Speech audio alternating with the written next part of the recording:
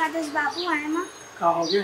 कौन गाँव के मन में चंचल दीदी ला देखे बर आए और मन का चंचल दीदी ला देखे बर आए इस बड़ा तोर माला दे दे फिर आके बता।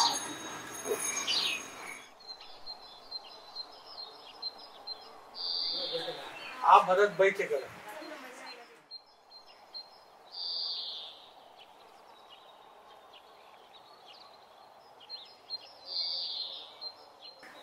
कौन गाँव ला है सगमन? ये मननान गाँव ला है नोली ला देख रहे लड़की देख दे रहे पसंद भी कर दे रहे। नोनी चंचल है 6 महीना भेज ला जब मोर भैया भौजी है एक्सीडेंट में पर लोग सिधार गए। पूरा गांव जानते भरत था दोनों लड़का में कोई फर्क नहीं कर। धन हमारे भाग जो हमारे लड़का के रिश्ता आप मन के सोच जिसन वाले घर में हुआ था भी।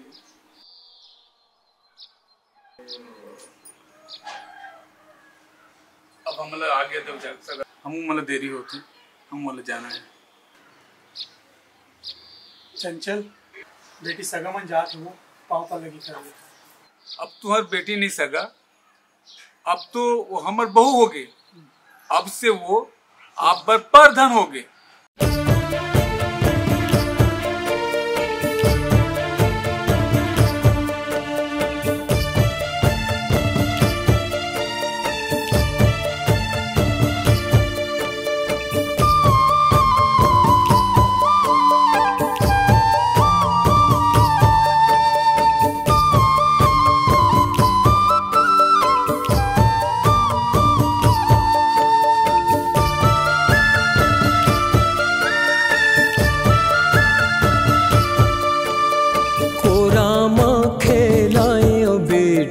पलनमा झूलाए वो के हीरा मोर छिन भर माहू बीते बिरा दुलरिन बेटी फिर देले छूटा थे परा।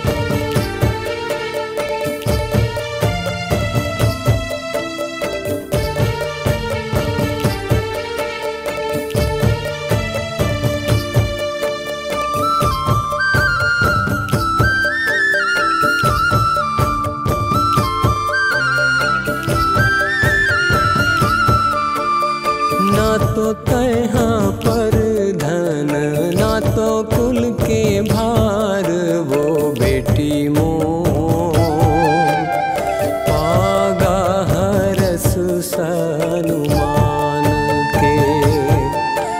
के हीरा मोर तुहरे हाथ ले घर धन धाम है।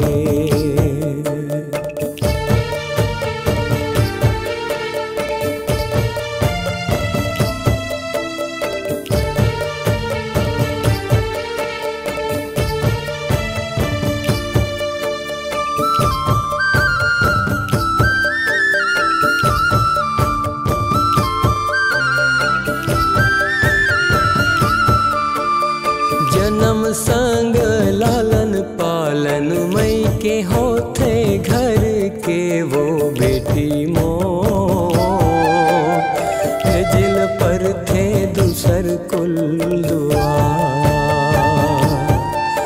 के हीरा मोर रीतला बनाए संसार।